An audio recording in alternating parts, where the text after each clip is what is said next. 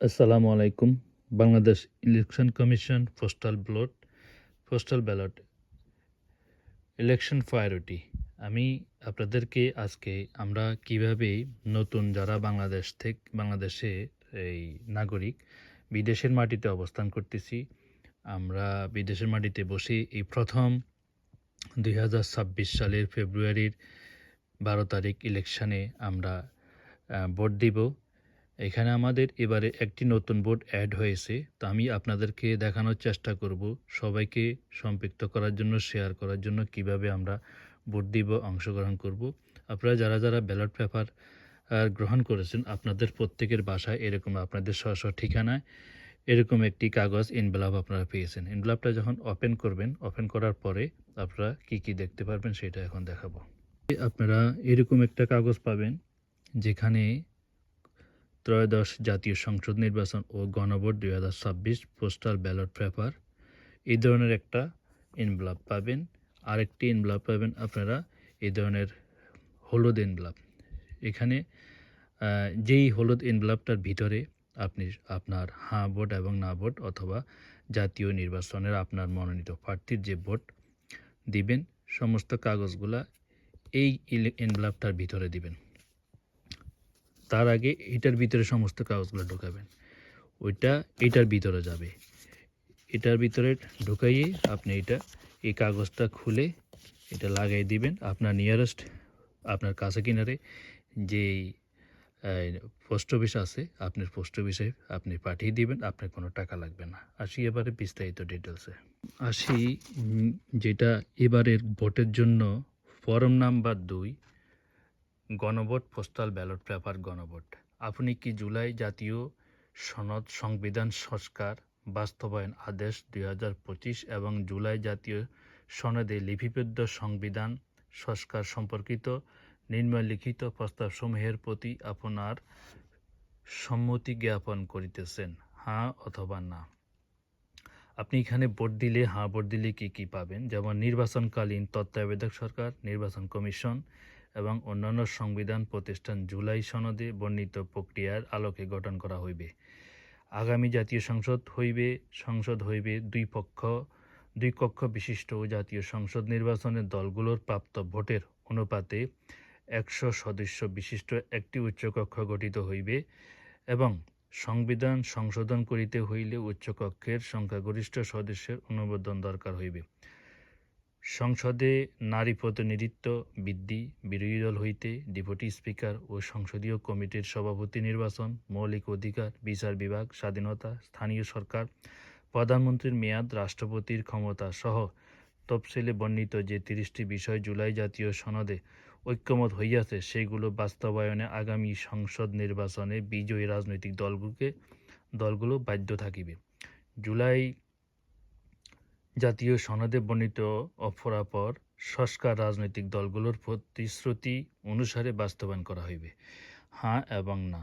Vote প্রদানের জন্য উপরে যে কোনো একটিতে টিক ভিন্ন বা ক্রস চিহ্ন দিবেন। খেয়াল করবেন আপনি এখানে গণভোট দিলে কি পাবেন, এটাই আপনার মেন জিনিস। আপনি যে তত্ত্বাবধায়ক সরকারের জন্য বিগত সময়ে আমরা ফাইট করেছি, যুদ্ধ করেছি, সেটা আপনি এইবারে হ্যাঁ ভোটের মাধ্যমে সেটা আপনি ফলাইতে পারবেন।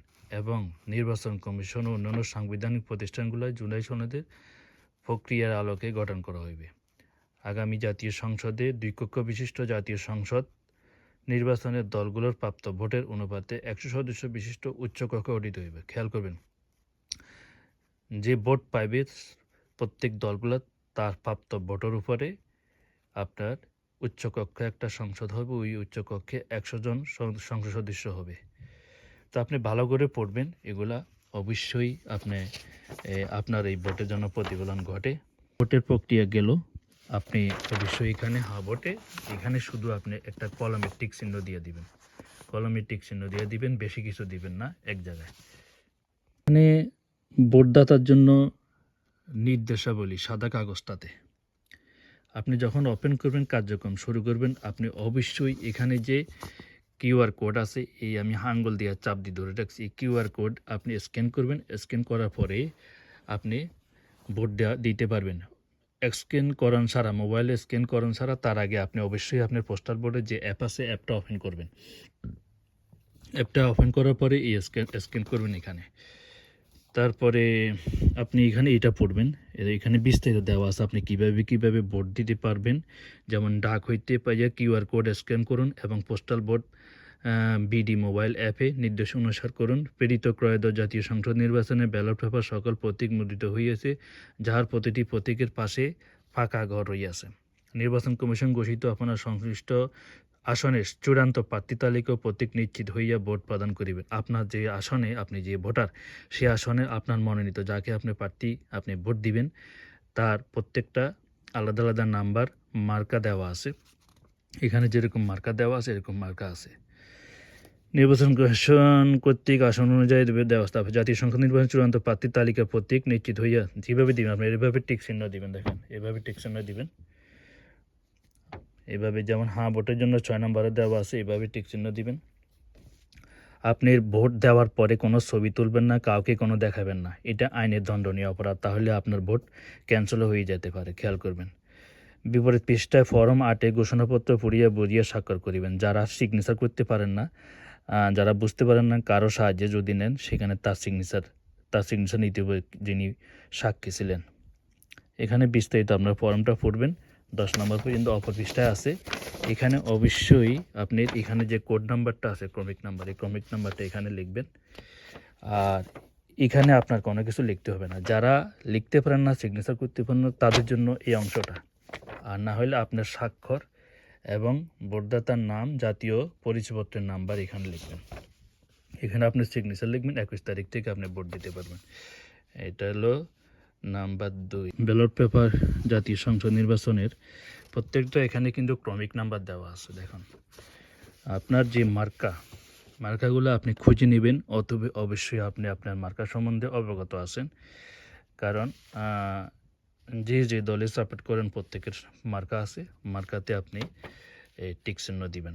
এখানে যে খালি বক্স আছে দোনো পৃষ্ঠা আছে, অপর পৃষ্ঠায় আছে। তারপর এখানে আপনার কিছু করতে হবে না, এখানে শুধু আপনি ভোটটা যেখানে দিবেন ওখানে টিক চিহ্ন দিবেন, দিয়া কাগজটা এভাবে ভাঁজ করবেন। আর আমাদের যেহেতু দানের শীষের মার্কা নিয়ে এবার আলোচনা বেশি উঠছে, এটা হলো দানের শীষ। এখানে 1 2 3 4 5 6 7 সিরিয়াল নাম্বার 7 যাইয়া দানের শীষের প্রতীক উপরে দিয়ে দাঁড়িপাল্লা দিয়েছে। আর নতুন যে এবারে কলি মার্কা শাপলা কলি, ওইটা মনে হয় পিছনে, হ্যাঁ পিছনে শাপলা কলি। এদিকে 3টা যেহেতু জনপ্রিয় 3টা মার্কা আপনাকে দেখালাম। তারপরে এটা এভাবে ভাঁজ করবেন, এভাবে ভাঁজ করবেন। হ্যাঁ ভোটেরটা এটা নেবেন, নিয়ে আপনার এটার ভিতরে ঢুকাবেন, দুইটাই এটার ভিতরে ঢুকবে। ঢোকার পরে ওই খামটা এখানে ঢুকাবেন, এই খামটা সহ সাদা খামের ভিতরে 2টা পেপার যাবে, তারপর এটার ভিতরে ঢুকাবেন। ঢুকাইয়া আপনার নিয়ারেস্ট আপনার যে পোস্ট অফিস আছে সেখানে আপনি পাঠিয়ে দিবেন।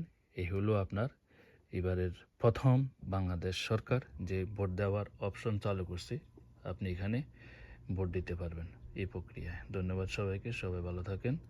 আসসালামু আলাইকুম।